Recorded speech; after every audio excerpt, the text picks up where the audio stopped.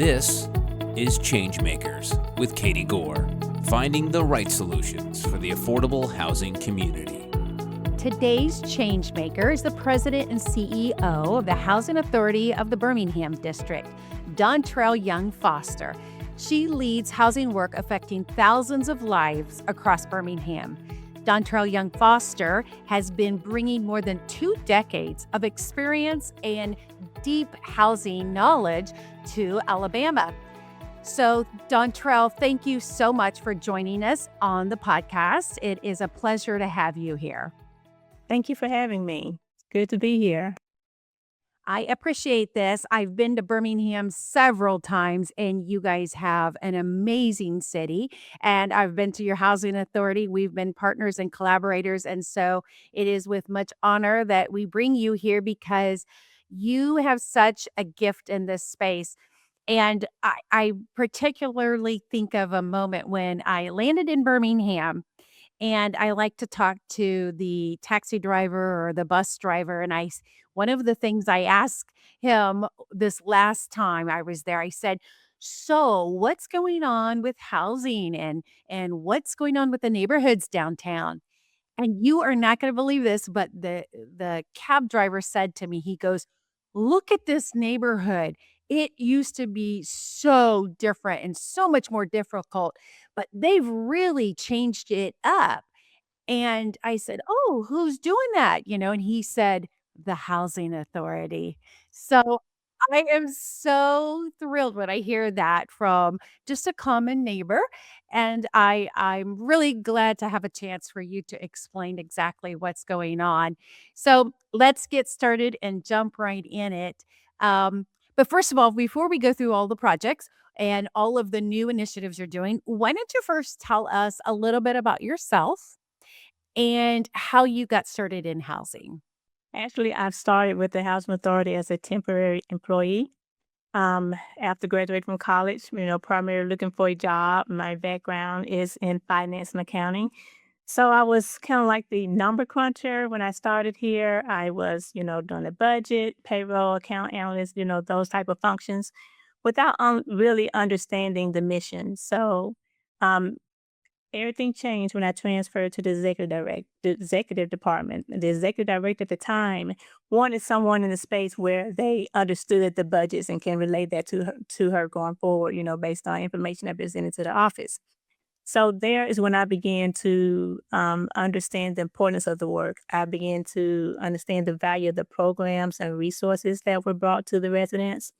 So I do want to share like my first encounter I had with the residents, and that was when I was assigned to assist with the resident council election. And so serving as a liaison between the council president advisory board and the executive director at the time, I found that, the council presidents were incredibly supportive. They were just so welcoming to them. They treated me like I was family. So through that experience, I felt like that's when I really began to love the work that I do. I became away from the numbers and came into the real life touching the families and support that we provide to them. So you've been there for quite a while now. And does your impression about what housing used to look like compared to today, does that also reflect that taxi driver's view of how housing has changed? Oh, absolutely. When we transform our properties, we don't just actually put our hands and our work into the property alone. We try to transform the community as a whole. And so when you are reaching out to the neighborhoods, because everything that we do not only affects the residents, but the stakeholders in the neighborhood and the communities, and also it provides opportunity for our residents to have a better quality of life. We have legacy properties that's been around for number of years, and so they're all deteriorating at the same time. So you have to identify a way to put our hands on the pulse and move Mhm, those to the way that our residents have a better quality of living. So yes, mhm. absolutely. And the story you share was very heartfelt because that's the kind of product we want to put in place so that it doesn't look like public housing. Yeah. And, he was one of your cheerleaders and the fact that he was so proud of what was happening in the Yes. community. And isn't that exactly, what we want? I mean, it's one thing for us housers, it's one thing for developers, it's one thing for, regulators to be proud of what we've done, but when you can generate that much community endorsement, you guys are really doing something very, very well there. Just pleased to hear. So the agency has gone through a couple transitions, and I one of the things about your leadership though, it's great because you are really, really vested and attached to what's happening there as the agency.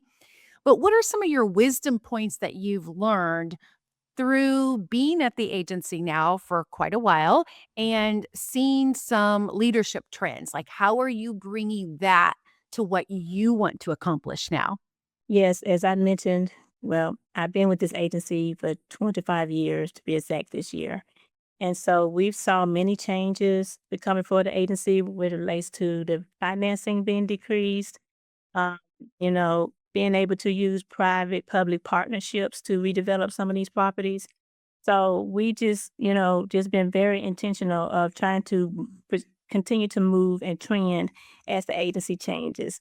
As I'm sure you're aware that, we had the opportunity to celebrate our 90th anniversary, which is a huge milestone for the Housing Authority. And we use that tagline, legacy, opportunity, and impact. Because for those 90 years, HABD has provided safe, affordable housing as a foundation for opportunity, helping generations assess stability, education, and workforce mobility. So today we continue this mission by redeveloping those decade-old properties I just shared, creating vital public-private partnerships, which I just talked about, and enhancing self-sufficiency for those we serve. So as we continue to honor that past and the generational time that's passed, we remain committed to sustainable growth and expanding pathways to home ownership and economic mobility. When I talked about not just focusing on the property alone, but also community wide, that allows us to move to build our economic wealth. And so I just say that we are standing and we're still building and we're using our innovative ways to do that. So this 90th year milestone has been a testament to our impact and transformation. So we have a responsibility to continue to shape those decades to come. So we're very, very excited and very, very intentional to move those things forward because we have a portfolio of 12 communities that we want to transform and bring great life to our residents. Well, it definitely seems like you have been able to unlock the keys to how to revitalize communities. And with these 12 communities you're talking about, what's your vision? What do you want it to look like? What do you want it to feel like? What do you want it to do? So we want to give our residents a better quality of life. And to do that, not only build bricks and mortar, but we want to educate our residents. So when we're building these brand new beautiful buildings in these great communities, we want to prepare our residents to move with them. So the vision is to keep our hands on our residents to ensure that when we build these communities, they are the first to call this property home. So, we have what we call this Thrive 2035, and that is the transformational plan that we are seeking to transform our entire portfolio. Yes, we have probably about 9 years left in that plan, but we're gonna be very aggressive in ensuring that we're, being intentional to move those properties forward. And we may not do because we it's a that's about 3,500 units, and, realistically, we can't touch every single unit within that time period, but we wanna make sure that each property, there's a change, there's a difference. So next time you take cab ride, he's telling you out of all the properties that he's seen that was distressed, are in a better spot. So that's what we want to present to in our communities. Amazing. What do you think have been some of your lessons that you've learned the hard way through going through this development? Because development is very, very hard. So, can you give us some cheat codes to some of those lessons you've learned the hard way through this? It would be the same as any other industry. Real estate is the new trend for public housing now. And so you have to have the capacity and the knowledge and skills to help us move those initiatives forward. And so I don't say lesson learned, but something we're going to do is to identify some supportive ways to help us move these forward. I spoke about the Thrive 2035 plan and how years has passed, there's been some leadership changes. And so we can't just pause because those things occur. We have to keep things moving. And so to do that, we want to ensure that we're identifying people that can support and make sure we in a position to bring the properties and the communities and the residents to the forefront of everything that we do. So our goal is to ensure that we're just staying positive and in how we're moving. Mhm. What do you think gets most overlooked or misunderstood with what you're trying to accomplish, whether that's development or just being in the community? Is there something that you can speak to that you wish everybody knew or you wish everybody realized and it wasn't overlooked? A lot of time I speak about educating our residents. Um, a lot of times people feel like we're enabling them because of some of the things, some of the resources that are in place. But, there are challenges. And, with today's, we've had several resources that are put in place to help us educate and provide to our residents and move forward. But when those resources are taken away from our residents, what do they have to rely on?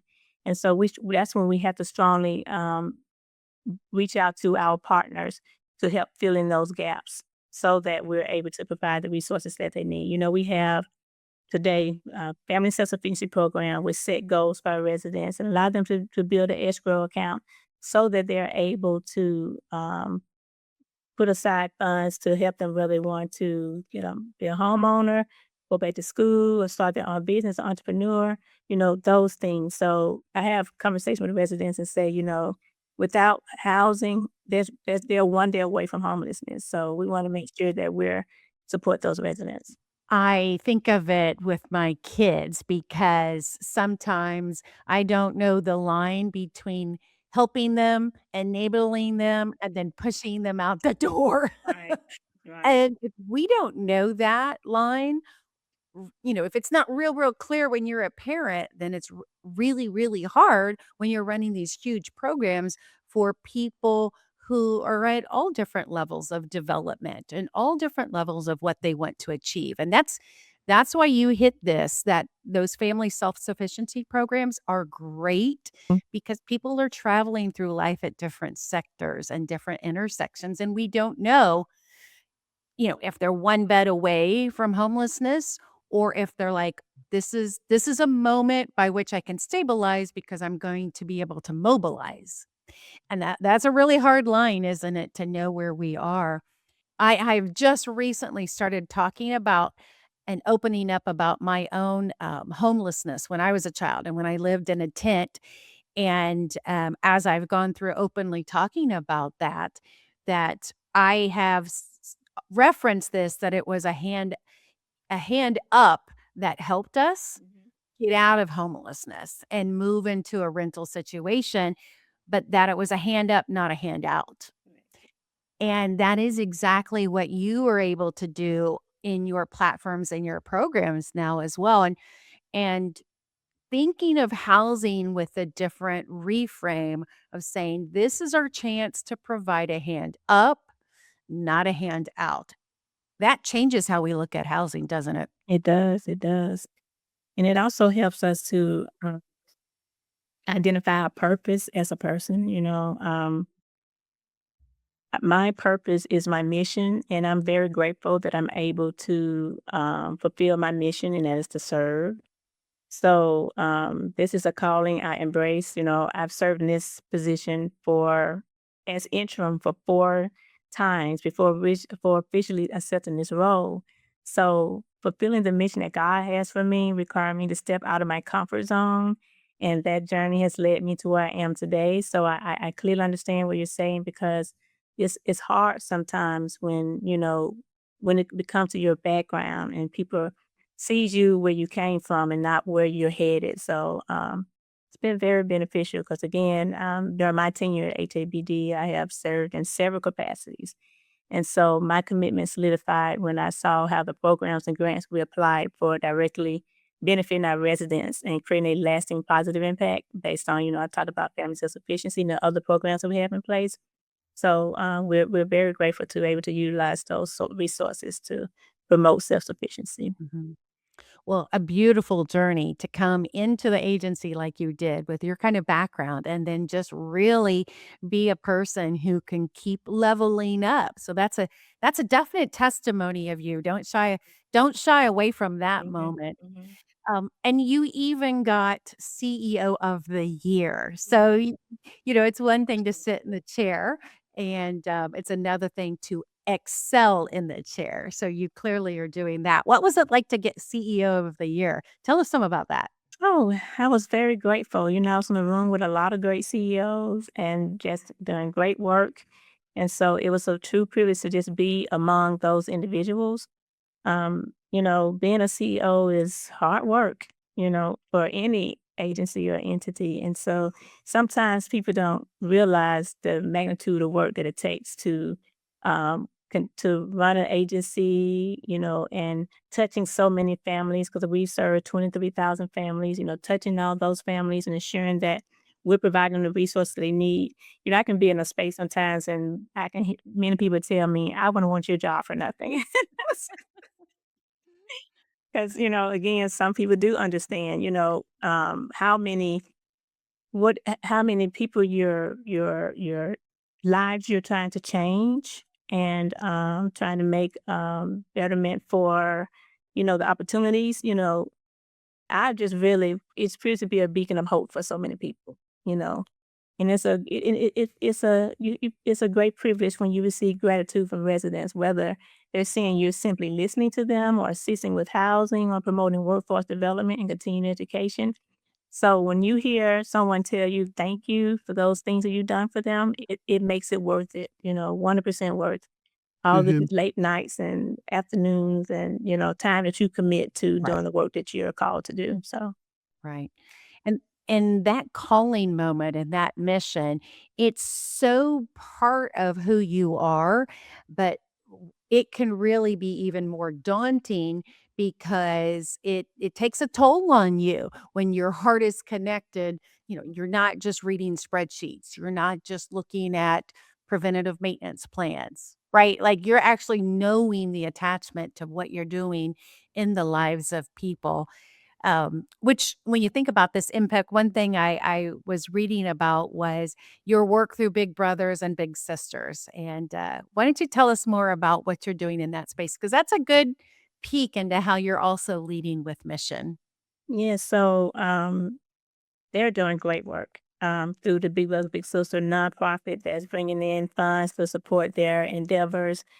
And in a lot of these spaces, because we serve 23,000 families across the city of Birmingham, in some capacity, you're touching our residents. And so I try to identify ways to partner with them. Right now, they're doing a bowls for kids' sake. What they do is they take a weekend and take the kids out to bowl to relax their mind. And they have their big brothers and their big sisters to provide resources. Just if it's just time, taking them out to the movies or bowling, and just being present in their life, because you never know what someone's going through in their household. So just knowing that someone cares and take the time out of their day to support you is just outstanding. We have our board meetings. We always have a big brother, big sister, and their little to come and just share their story and how they're connected with each other and all the things that they do together, to just occupies each other's time. Sometimes the big say the littles are saving them sometimes because of, Yeah. the how they're able to connect and share. Mhm. I just heard that the number one draft pick for the NFL was a participant in not as a volunteer, but when that person was young, they were a participant in the Big Brothers Big Sisters program, and they they talk about that experience. And so there's true impact that happens with that program. So what a great partnership you're leading there, and look forward to hearing more about how that changes lives. Let's talk about some of this. I want to loop back to your you mentioned here. I want to loop back to your 2035 plan and think about it in like the future terms here now. You've got a set number of units, you've got a development goal, but looking ahead 5 to 10 years, what outcome would you think you want to be most proud of in 5 to 10 years? When you think about your legacy, when you think about your legacy, when you think about this plan, is there something that you could say, this is what I want to be able to hold up and be most proud of? Yes, we talk about redeveloping our legacy properties. And so when we talk about redeveloping our legacy property, we're touching individuals that are currently occupying those units. And so most times we don't think about the residents that are waiting to be housed. So there's an extremely long waiting list of individuals that's waiting to find a home that is, again, one day away from being homeless. And so I want to be able to be in a position where we're able to build these partnerships, private public partnerships, to address the lack of affordable housing in the city of Birmingham, and being able to you know, break the trend of when we go through these redevelopments, we're utilizing the funds that are provided to us on a federal level, and we know those funds are decreasing. So how can we build our revenue so we don't have to utilize and rely on those funds that has these restrictions and regulations to, we can't use them the way we really need to use them to be able to bring more affordable housing in the community. There's a significant need and growing where individuals want to own their own home. They want to bring asset to their generation. So, being able to build that generational wealth versus talk about generational poverty. So,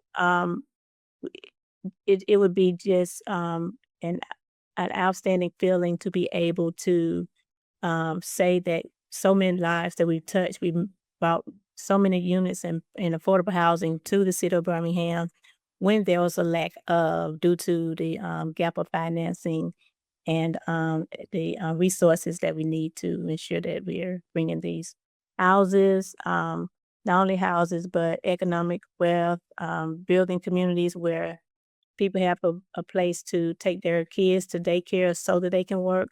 That's one of the things that we're doing. We built a community, redeveloped a community, and maybe about, I say it was about maybe 10 years ago. And now there was a daycare center sitting on that property that was dormant for long as I was in working for the agency. So we're now being able to redevelop that daycare so that it can become a resource to the residents when they're trying to identify a place to work, and being able to comfortably say they can take, have resources like that to support their um, endeavors. Yeah, you guys have some great before and after pictures, don't you, of what you've done? Yes. Mhm. So I have a question. This is kind of veering off a little bit here, but you openly talk about this, so I feel like we can go down that path. But you often speak about spirituality and leadership commingled here. How does what you speak about, how is that reflective of, how you're leading or how you're grounded? Do you wanna tell us some more about that? I'm a native from Selma. And, Selma is naturally recognized as the birthplace of pivotal moments in the civil rights movement, including the 1965 March across the Edmonds Pettus Bridge that are still commemorated today during the Bridge Crossing Jubilee, which is actually scheduled to occur next week. So I don't know if anyone will understand, but growing up in Selma taught me that progress requires courage, faith, and collective action. In a city where history was made, I learned early on that challenges do not define me. Rather, you are defined by how you respond to them. And this foundation shaped my commitment to service, equity, and expanding opportunities for others. I lived in public housing, and during the early part of my life, I experienced firsthand the realities of racism, injustice, and the stereotypes associated with generational poverty. So those experiences, they didn't change my values, but I was able to carry them with me. And so understanding what that life was like, growing up at a young age, and being able to identify myself with individuals that I'm serving today. You have to stay grounded. And I hear a lot of people speak about my humbleness, and sometimes I hear that I'm a little too humbled, but that helps me remain grounded because again, the work that I do is the mission, and I'm able to serve that mission in this role that I am in. So I always want people to understand that the work that I do, I didn't I feel like I know for certain that I didn't place myself in this role. I think it was God-led, and so that's why I am so confident that the work that I will be doing and the team that I have, we're gonna be able to, be successful in that work, and also understand that, we understand the need of our residents, and the passion that we hold to do that is helps me be the leader that I need to be to ensure that the work gets done. So Mhm. that's It's inspiring to hear that undercurrent that you have that is grounding you for your mission, because I'm sure when the storms come, y I'm sure that they are, loud and shaking, but, it's good to hear what your grounding principles are there.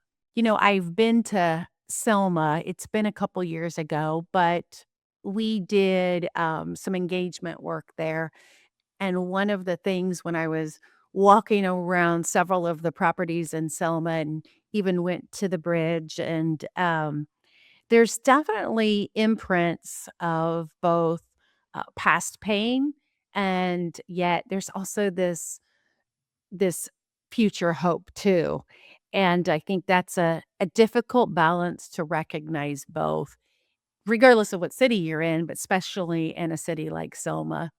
I didn't actually know that that was part of your backstory, so thank you for sharing it in this safe space, and I hope that many of our listeners will, you know, take that pause to hear where you've been and, what you've learned along the way, and then now how you're leading. Definitely impressive from on multiple different takeaways there. So thank yes. you very much. You're welcome, because I do believe that firmly that everyone deserves an opportunity to succeed regardless of where they live. And Mhm. so I have been a testament to that. So I'm grateful to be in that space. Yep. So if there are any young professionals that are listening here, because I know there are a few. I won't call them out by name. In fact, we actually have a couple housing authorities who, as part of their onboarding, they require a few of their new people to pick a couple of podcasts and listen and report back. So I want to loop in because your journey has been quite inspiring. So I want to loop them into this conversation remotely. But for the young professionals out there that are listening, what would be a couple of takeaways that you would want them to um, to be encouraged by, or to maybe go out and incorporate some things into their professional journey? Oh, absolutely. And this kind of ties back to a question you asked me previously, what I would do different. And so I would strongly encourage you to get a support group. You need mentors, regardless of how experienced you think you are, get you a support group that you can reach out to, kind of strategize with, and, just share some of the unknowns, the challenges, because you're not alone. All of us has been through it, been through the trenches and trying to identify ways to address the challenges that come before us. You come to work each day with an agenda and a focus, and then it get twisted, into something that occurred on site. Crime is heavy in some of our properties. You have to address the media. When you're put in a position where you're not sure how to address those. We have housing authorities that don't necessarily have the funding to bring in supportive positions to help guide us through those things. And so it's really helpful to be able to pick up the phone and just have a conversation with someone to kind of just say, you're not alone. Let's work this out. Having that mentor. So that is the biggest thing. Don't think you're in it alone. Just, be welcoming to pick up the phone. There are so many professionals out there that welcomes the opportunity. I have several, and I know that, there's groups that, have these sessions for onboarding new EDs that help them understand what to do when you're onboarding, what are some of the expectations. And so that would take you a long way and help in more ways than one. So yes, that'd be the biggest advice I could give. So, as we are closing out here, is there anything we missed that you want to bring forward? It's been a great conversation, but I also don't want to make sure that we have skipped over something that you want to highlight. No, I just want to say just thank you for allowing me to be on your podcast to share the things that the housing authorities do. And, we have several social media platforms. Please join us, tag on to see some things that we're doing. Again, just thank you for allowing me the time to just share some of the things that we're doing. We have some new initiatives coming up in the next 2 years that we're working on. So please stay tuned. Excellent. You guys have a full plate down there, but you are clearly making a difference.